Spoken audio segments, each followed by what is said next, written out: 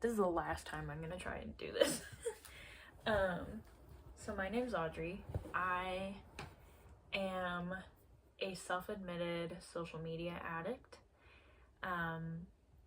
YouTube addict, whatever addict. I have a big problem with moderating my usage, and have ever since the internet was kind of introduced to me. So today I was sitting where I'm sitting now, and I was thinking to myself, and I was thinking in script. And that's kind of one of my telltales of, okay, Audrey, you need to get off the internet and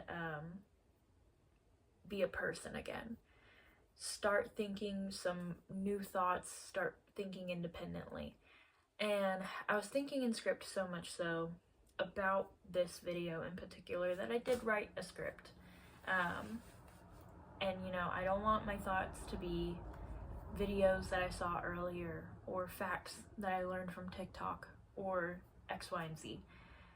And as a kid, I would write scripts for videos. Actually, I had like a big, thick notebook full of YouTube ideas, and this was like the age of the YouTuber.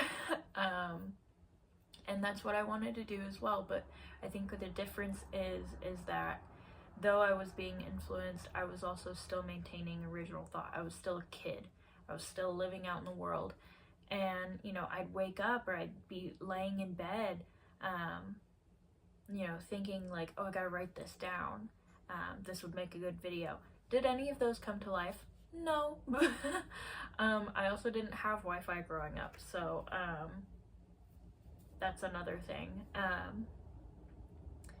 But I think that kind of shifts my thought pattern into, you know, we need independent thought and observation.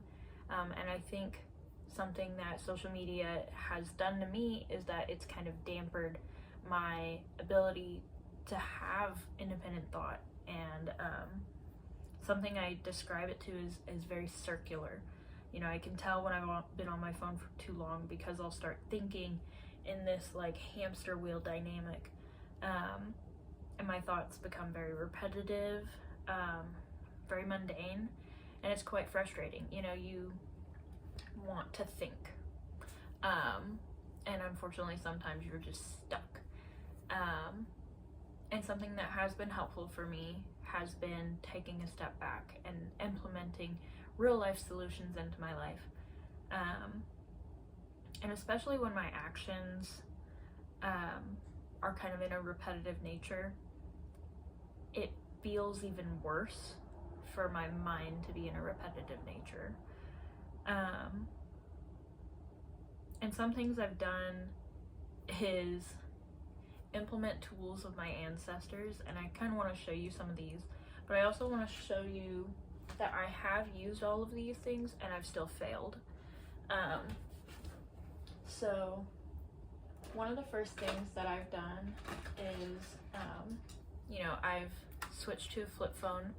I've gone back and forth with the flip phone for several years, like 3 years.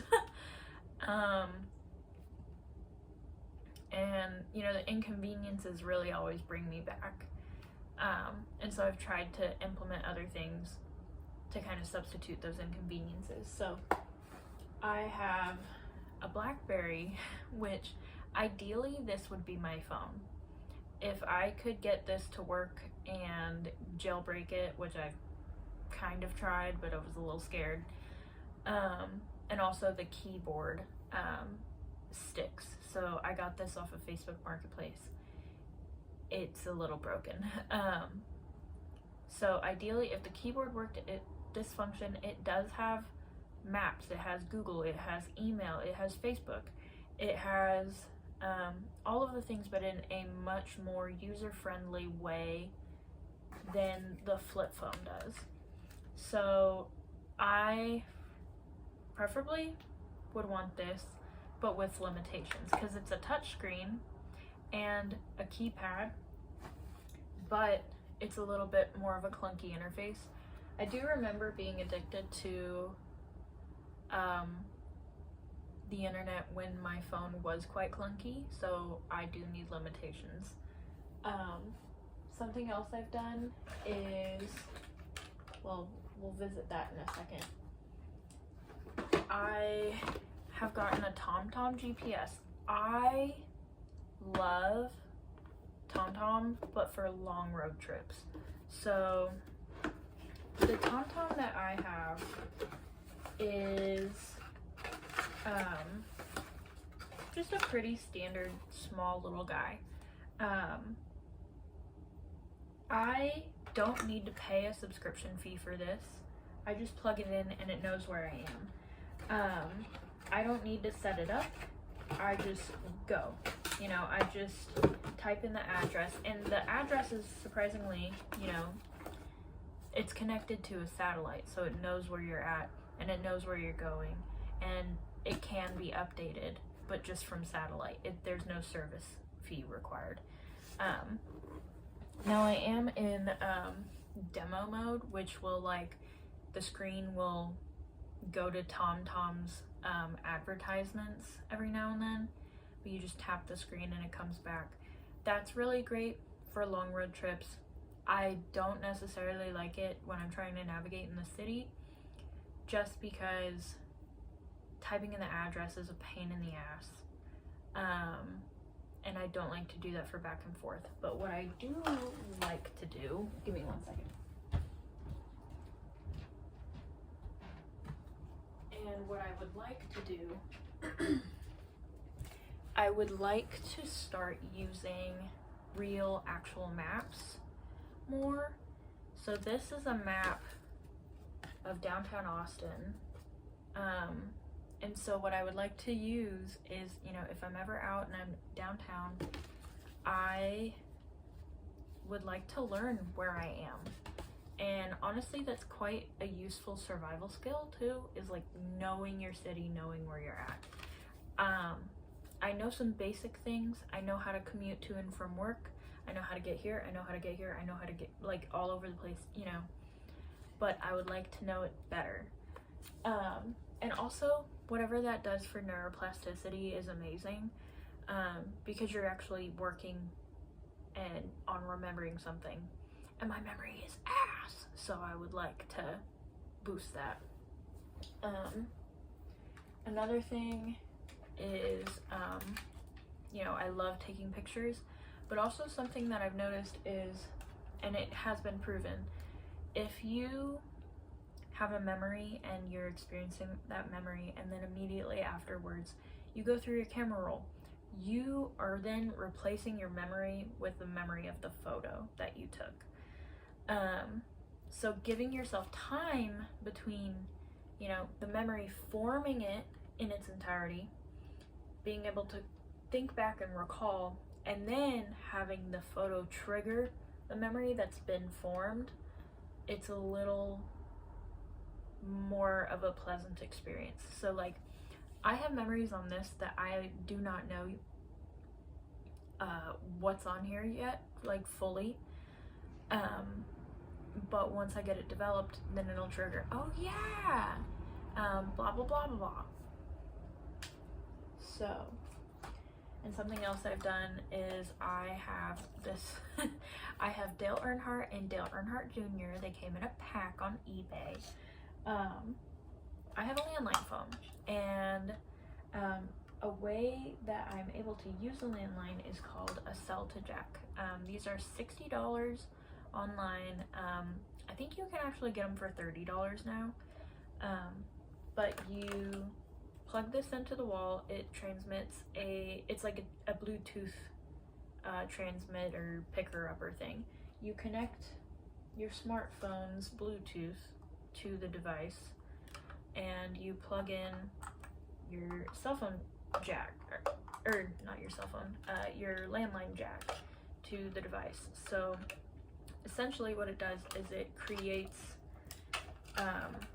this like a wireless headset, basically. Like, this is your AirPods, and so you can call, you can beep boop bop, as long as your Bluetooth is on. And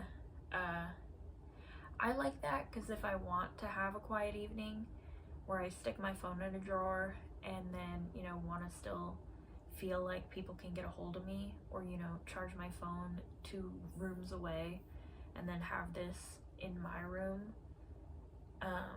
I feel like, you know, for people who get anxiety about not being able to be reached during an emergency, that's a good solution for while you're home.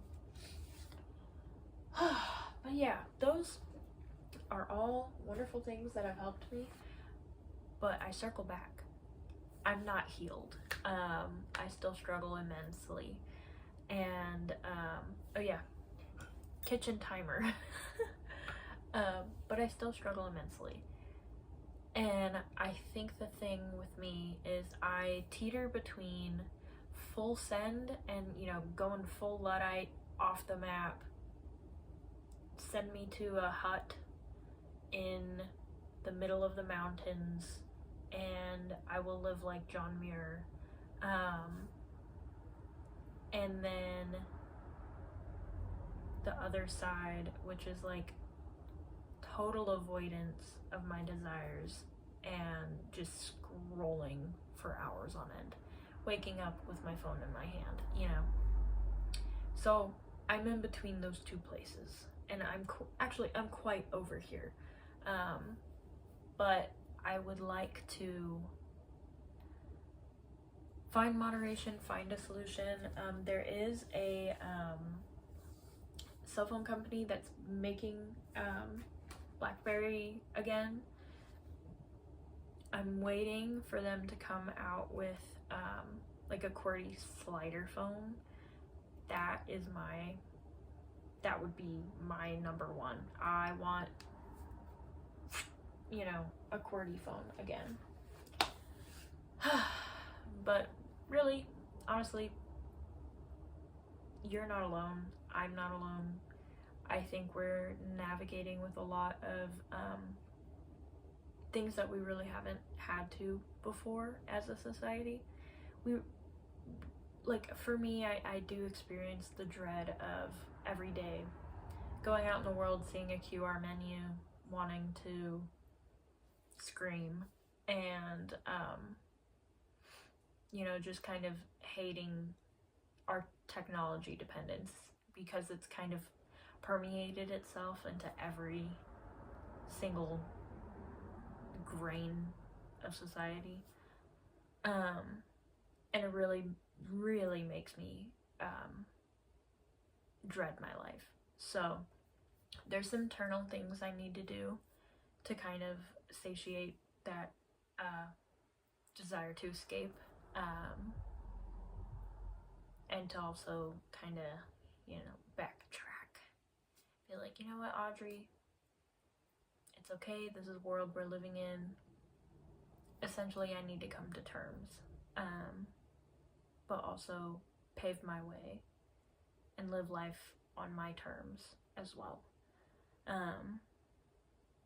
I do think there's a good new generation of folks rising up that, you know, have these realizations in hand, and kind of want to live a little bit more mindfully. But yeah, it's 11:30 at night and I just had to poop something out there. I would like to make a video that's a little bit more concise, but I have a lot of thoughts on the matter. Yeah. So I'm gonna let you go. Have a lovely evening. Don't get in too much trouble. And be safe, don't die. Live life. And yeah. Thanks for tuning into my TED Talk.